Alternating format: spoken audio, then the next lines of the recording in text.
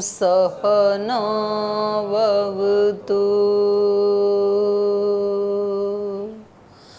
सहनौ भुनक्तु सह वीर्यं करवावहै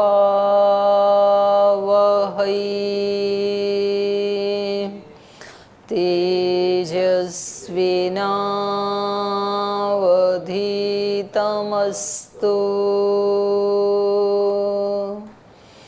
मा विद्विषावहै।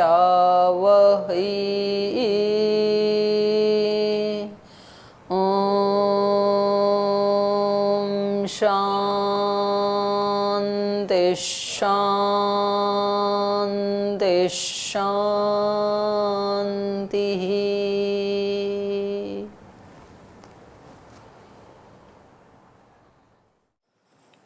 तो आइए फिर तृतीय अध्याय में आइए।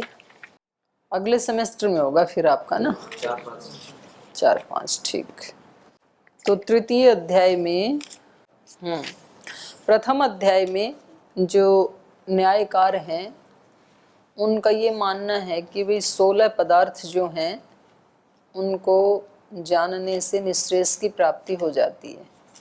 और 16 पदार्थों में भी मुख्य रूप से तो प्रमेय जो है वो महत्वपूर्ण है निःश्रेयस की प्राप्ति में, क्योंकि प्रमाण उन प्रमेयों को जानने में साधन बनते हैं और बाकी के जो हैं तर्क आदि या संशय आदि ये सब प्रमेय को जानने में एक तरह से साधन ही हैं सारे के सारे।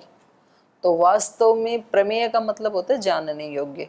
तो जानने योग्य को यदि जान लिया और तत्व ज्ञान से जान लिया, माने तात्विक रूप से यदि जान लिया, तो निःश्रेयस की प्राप्ति हो जाती है।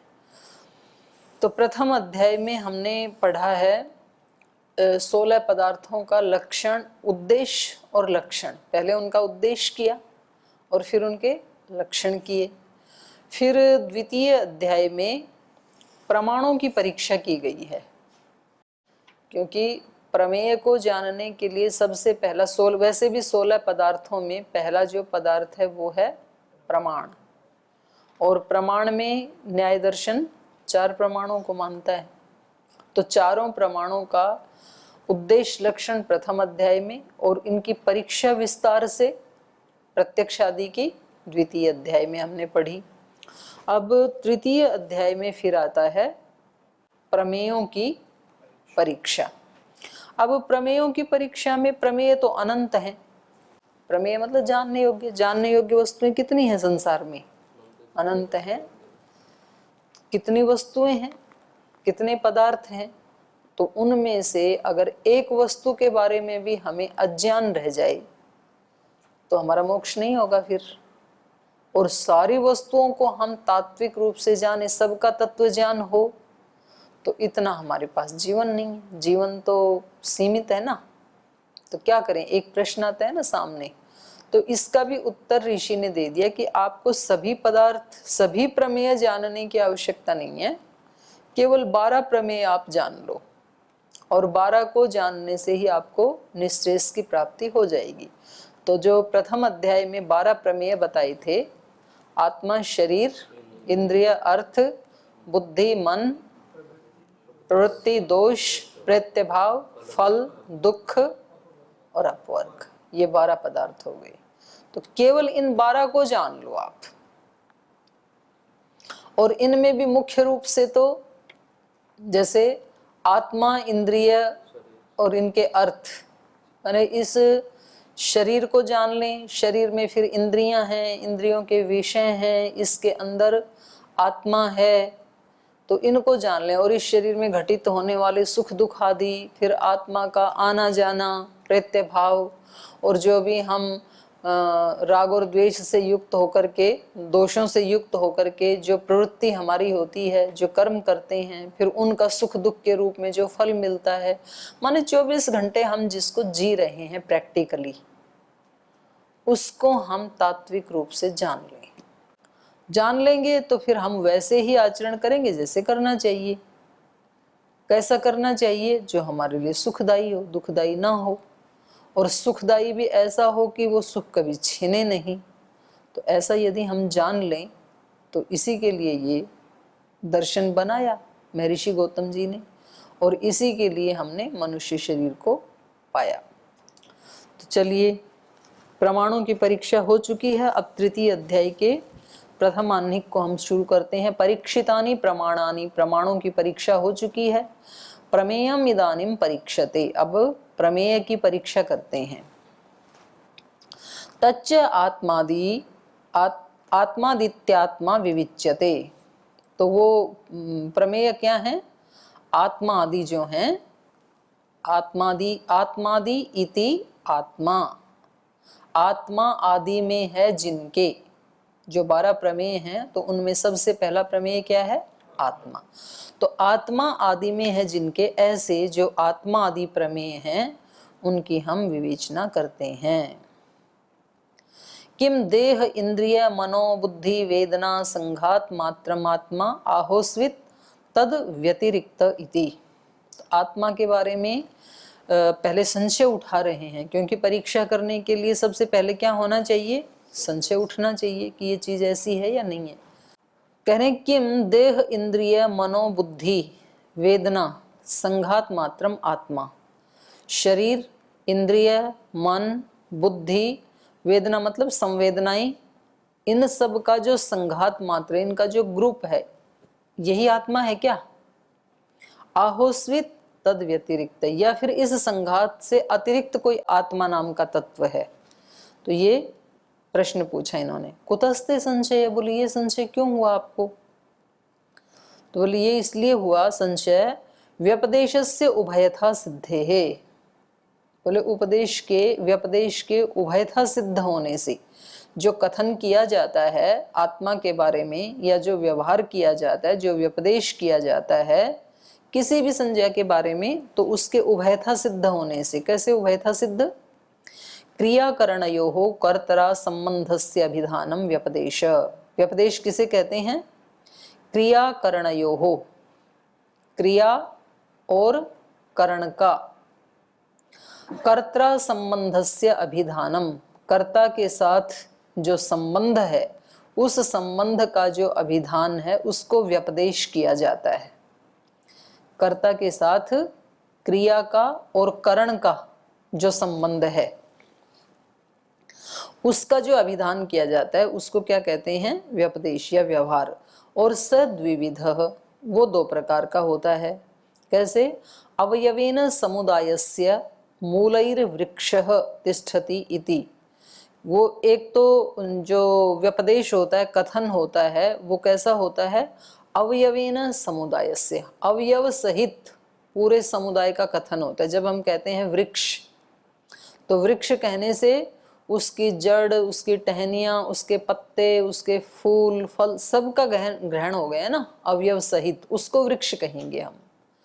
तो एक तो अवयवेन समुदायस्य व्यपदेशः, जैसे कि मूलैर्वृक्षः तिष्ठति, मूल सहित जो पूरा ग्रुप है, संघात है अवयवों का, तो उसको हम क्या कहते हैं? वृक्ष है। वृक्ष तिष्ठति मतलब वृक्ष है। तो वृक्ष है ये कहने में वृक्षत्व को केवल नहीं लिया गया है, बल्कि उस पूरे समूह को लिया गया है। और ऐसे ही जब हम कहते हैं प्रासाद, कोई महल, तो स्तंभैः प्रासादो ध्रियते इति। जब हम कहते हैं महल, तो महल का मतलब क्या है? उसके स्तंभ, दीवारें, छत आदि जो भी उसके अवयव हैं। तो ये व्यपदेश कैसा है? अवयवों सहित उसका कथन किया जाता है वस्तु का। उस वस्तु के जो जो अवयव हैं वो सब उस व्यपदेश में सम्मिलित होते हैं।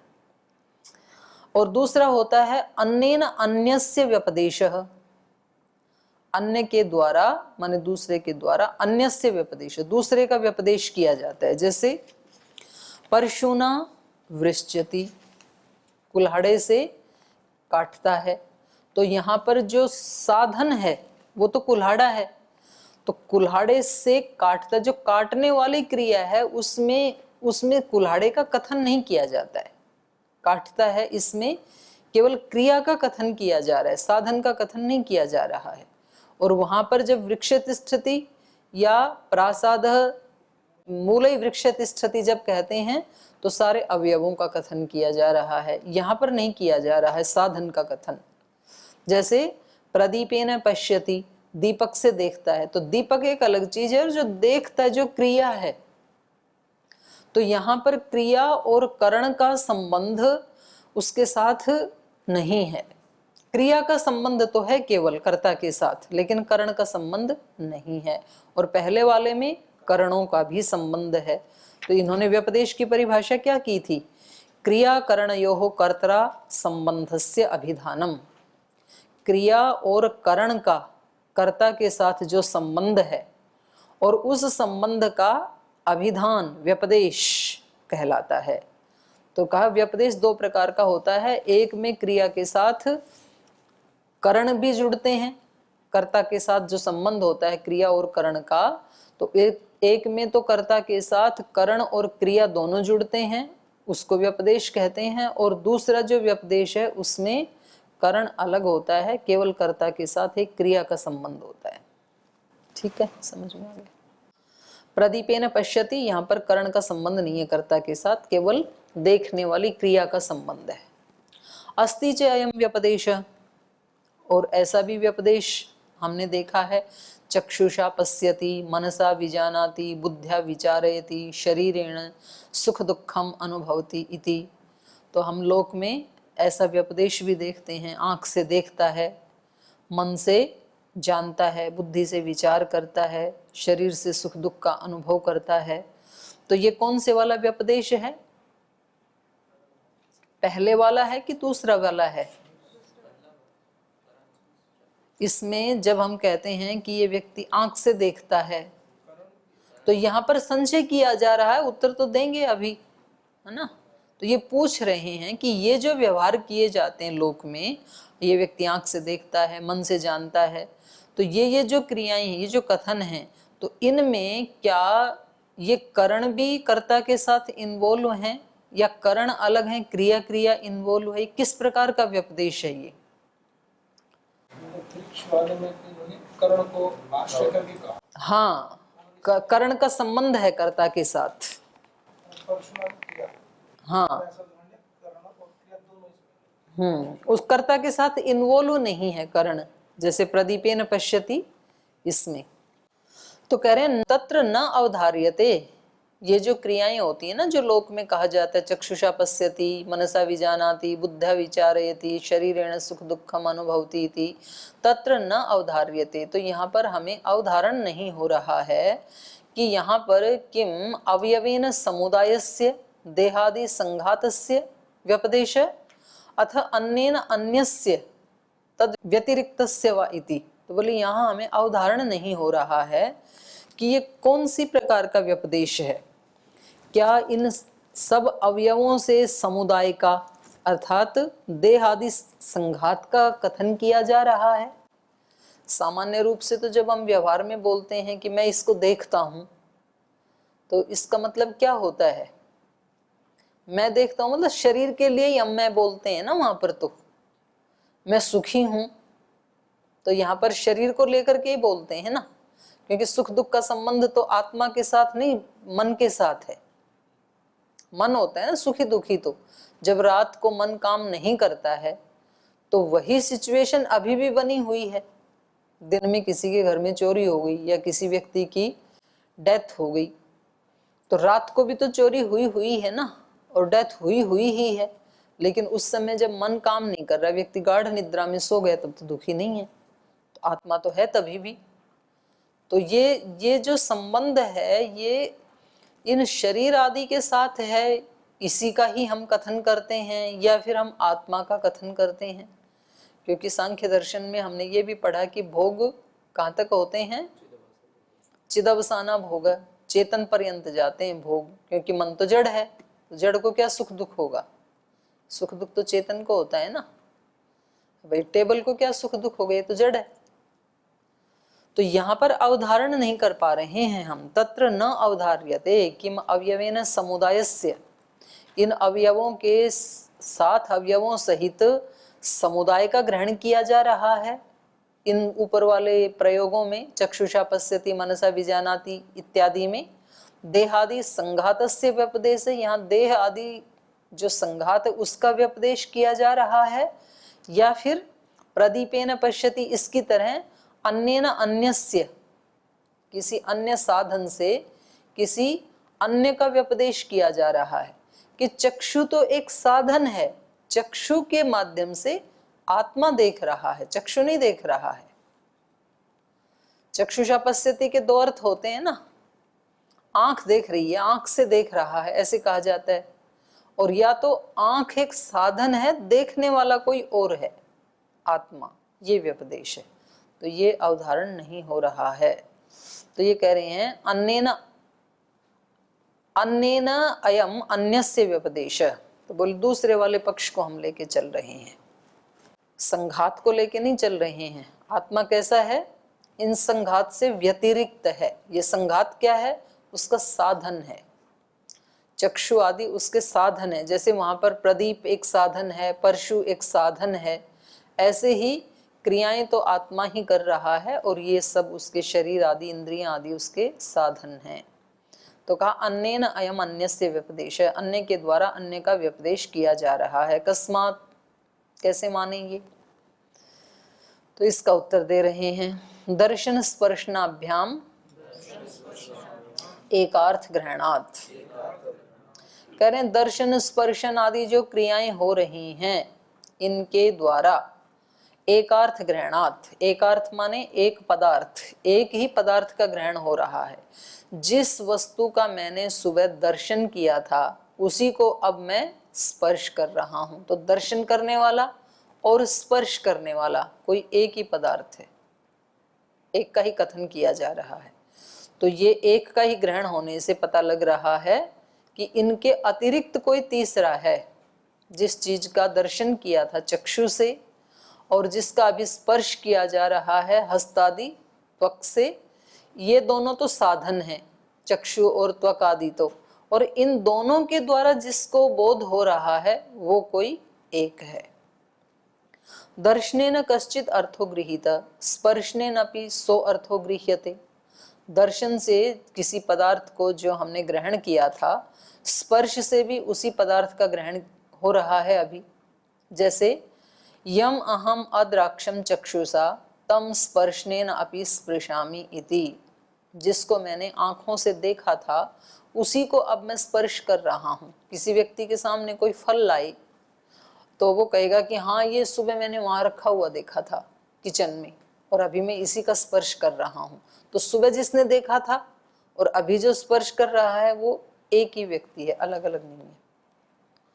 यम च आस्प्राक्षम स्पर्शनेन तम चक्षुषा पश्यामि इति, या फिर किसी ने किसी चीज का पहले स्पर्श किया था तो अब वो कह रहा है तम चक्षुषा पश्यामि इति, उसी को अब मैं आंखों से देख रहा हूँ। अंधेरे में मान लो किसी चीज का स्पर्श करवाया था किसी को, तो बोले हाँ यही वस्तु थी वो जिसको अभी मैं देख रहा हूँ। तो ये क्या है, एक विषयौ च इमौ प्रत्ययौ एक कर्तृकौ प्रतिसंधीयते। तो ये एक विषयौ च इमौ प्रत्ययौ, ये जो दोनों ज्ञान है ना, ये इन दोनों ज्ञानों का जानने वाला कोई एक ही है। एक कर्तृकौ प्रतिसंधीयते, ये दोनों ज्ञान किसी एक ही कर्ता में प्रतिसंधान को प्राप्त होते हैं, माने जुड़ते हैं, ये ज्ञात होते हैं किसी एक को ही। इन दोनों का कर्ता एक ही है, ये दोनों ज्ञान जाकर के कहीं एक जगह जुड़ रहे हैं एक पदार्थ में, और जिस पदार्थ में ये जुड़ रहे हैं वही आत्मा है। न च संघात कर्तृकौ, ये दोनों जो ज्ञान हैं इनका कर्ता कोई संघात नहीं है बल्कि एक ही है। दो मिलकर के इसका दर्शन और स्पर्शन का ज्ञान नहीं कर रहे हैं, कोई एक ही कर रहा है और वो आत्मा है। तो न च संघात कर्तृकौ न इंद्रियेण एक कर्तृकौ, और कह रहे हैं इन इंद्रियों में से ही कोई एक कर्ता हो, ऐसा माने तो जिसने दर्शन किया था वो ही स्पर्श कर रहा है, ऐसा माने तो माने चक्षु को ही।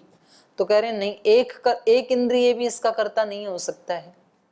दोनों इंद्रिय तो कर्ता इसलिए नहीं हो सकते हैं कि दोनों का अलग अलग किया हुआ काम एक दूसरे को स्मृति आएगी ही नहीं, क्योंकि स्पर्श वाली इंद्री केवल स्पर्श ही कर सकती है, तो उसका दर्शन का कोई अनुभव नहीं है, इसलिए स्मृति भी नहीं आएगी उसको कि मैंने इसको देखा था। देखने वाली जो इंद्रिय वो केवल देखने का ही काम करती है, तो उसको स्पर्श की स्मृति नहीं आएगी। तो बोले इनमें से दोनों इंद्रियों में से कोई एक ऐसी हो कि जो दोनों काम कर लेती हो, या पांचों में से कोई एक ऐसी हो जो दोनों काम कर लेती हो। बोले नहीं, ऐसे भी नहीं है। न इंद्रियेण एक कर्तृकौ तद यो असौ चक्षुषा त्वगिन्द्रियेण च एकार्थस्य ग्रहीता भिन्न निमित्तौ अनन्य कर्तृकौ प्रत्ययौ समान विषयौ प्रतिसंदधाति सो अर्थांतरभूत आत्मा। तो कह रहे हैं तद यो असौ चक्षुषा त्वगिन्द्रियेण च, तो जिसने चक्षु के द्वारा देखा था, और त्वग इंद्रियेण च, त्वग इंद्रिय के द्वारा जिसने स्पर्श किया था, एकार्थस्य ग्रहीता, तो इस अर्थ का ग्रहीता वो एक ही है। भिन्न भिन्न निमित्तौ, इसमें निमित्त भिन्न भिन्न बने, एक में चक्षु निमित्त बना और एक में स्पर्श इंद्रिय त्वचा निमित्त बना। भिन्न निमित्तौ अनन्य कर्तृकौ, कर्ता अन्य अन्य नहीं है, कर्ता तो अनन्य है। अनन्य मतलब एक, कर्ता एक ये दोनों का। अनन्य कर्तृकौ प्रत्ययौ समान विषयौ, और ये जो दोनों ज्ञान है, प्रत्यय मतलब ज्ञान, तो समान विषय वाले, ये समान अधिकरण वाले दोनों ज्ञान हैं। प्रत्ययौ समान विषयौ, समान विषयौ माने इनका विषय, इनका पदार्थ एक ही है, और वो क्या है? आत्मा। समान विषयौ प्रतिसंदधाति, ये दोनों एक ही विषय में, एक ही आत्मा में प्रतिसंदधाति जाकर के जुड़ते हैं। प्रतिसंधान मतलब जुड़ना, और जिसमें ये जाकर के जुड़ते हैं सो अर्थांतरभूत आत्मा, जिसमें जाकर के ये दोनों ज्ञान जुड़ते हैं वो इन दोनों से भिन्न आत्मा है। किन दोनों से भिन्न? चक्षु और त्वक इंद्रिय से, स्पर्श इंद्रिय से। कथम पुनः इंद्रियेण एक कर्तृकौ, बोले चलो ये बात तो समझ में आ गई, पर जब आपने ये कहा न इंद्रियेण एक कर्तृकौ, ये जो कहा था इसका क्या मतलब है? कथम पुनः न इंद्रियेण एक कर्तृकौ, तो इसका उत्तर दे रहे हैं इंद्रियम खलु स्व स्व विषय ग्रहणम अनन्य कर्तृकम प्रतिसंधातुम अर्हति। कह रहे इंद्रियों का स्वभाव क्या है? उनका स्वभाव ये है स्व स्व विषय ग्रहणम अनन्य कर्तृकम, अपने अपने विषय का ग्रहण करने में वो अनन्य कर्तृक हैं। अनन्य कर्तृक मतलब वो काम दूसरा नहीं कर सकता है। चक्षु का काम श्रोत्रेंद्रिय नहीं कर सकता है, श्रोत्रेंद्रिय का काम चक्षु नहीं कर सकता है, तो अनन्य कर्तृक हैं वो, अर्थात एक ही इंद्रिय उस कार्य को कर सकती है। स्व स्व विषय ग्रहणम अनन्य कर्तृकम प्रतिसंधातुम अर्हति, वो अपने ही विषय का से संबंधित कर्म को करने वाली और उसका प्रतिसंधान करने वाली हैं। न इंद्रियांतरस्य, किसी दूसरे इंद्रिय का कर्म करने में और उसका प्रतिसंधान करने में वो समर्थ नहीं है। चक्षु केवल देख सकता है, बोल नहीं सकता है, तो वो केवल देखने का रूप की ही सूचना का प्रतिसंधान कर सकता है आत्मा में। चक्षु कि भाई ये ऐसा रूप है, अच्छा है, बुरा है, शब्द का नहीं कर सकता है वो। तो इसलिए कहा न इंद्रियांतर से, दूसरे इंद्रिय का नहीं कर सकता। न इंद्रियांतर से विषयांतर ग्रहणम इति, दूसरे इंद्रिय का या विषयांतर का माने अपने विषय से भिन्न किसी विषय का ग्रहण ये नहीं कर सकता है। तो कह रहे हैं चलो एक एक इंद्रिय नहीं कर सकता है यदि इसको, तो पूरे की पूरा संघात मिल करके कर ले, ऐसा मान लेते हैं ये ज्ञान। कथम न संघात कर्तृकौ, पूरे संघात को ही करता क्यों नहीं मान लेते हैं? तो कह रहे हैं इसलिए नहीं मान सकते हैं। एक खलु अयम भिन्न निमित्तौ स्वात्म कर्तृकौ प्रतिसंहितौ प्रत्ययौ वेदयते न संघातः।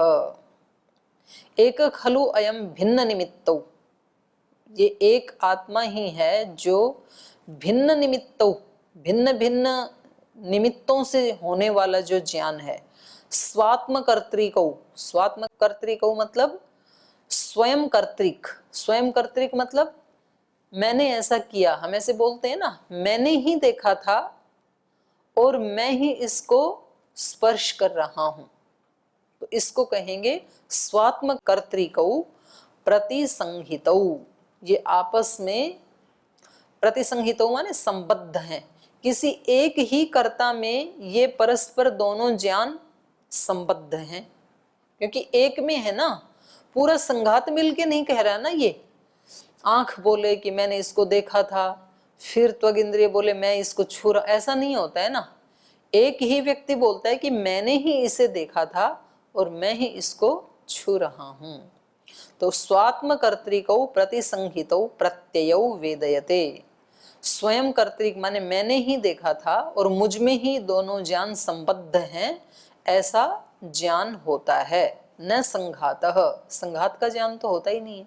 संघात ऐसा नहीं बोलता है कि हम सब ने मिल करके ऐसा किया, ऐसा ज्ञान नहीं होता है हमें। हम कहते हैं कि मैंने ही देखा था इसको सुबह, अभी मैं ही इसको चख रहा हूं, स्पर्श कर रहा हूं, सूंघ रहा हूं, ऐसे बोलते हैं। तो क्यों नहीं हो सकता है संघात? कस्मात् अनिवृत्तम ही संघाते प्रत्येकम विषयांतर ग्रहणस्य अप्रतिसंधानम इंद्रियांतरेण एव इति। कह रहे हैं क्यों नहीं हो सकता है? अनिवृत्तम ही संघाते, अनिवृत्तम ही, ये सिद्धांती उत्तर दे रहा है।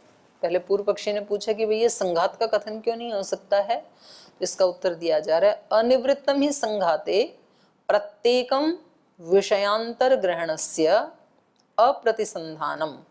बोले संधान में कोई भी एक, प्रत्येक माने प्रत्येक इंद्रिय, एक एक इंद्रिय विषयांतर का ग्रहण करने में और उसका प्रतिसंधान करने में समर्थ नहीं है। विषयांतर ग्रहणस्य अप्रतिसंधानम इंद्रियांतरेण एव इति।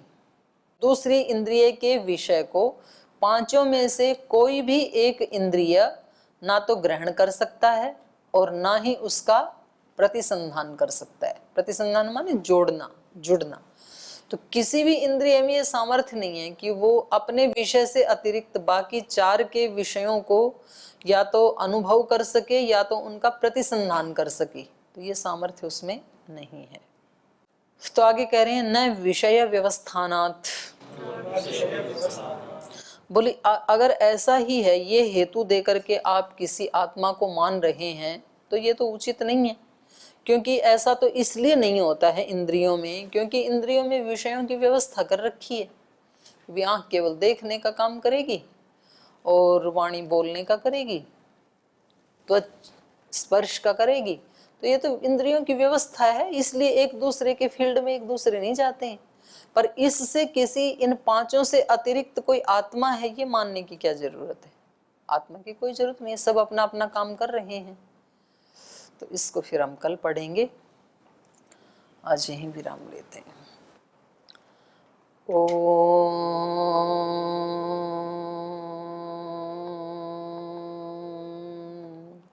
शांति शांति शांति। श्री गुरुभ्यो नमः।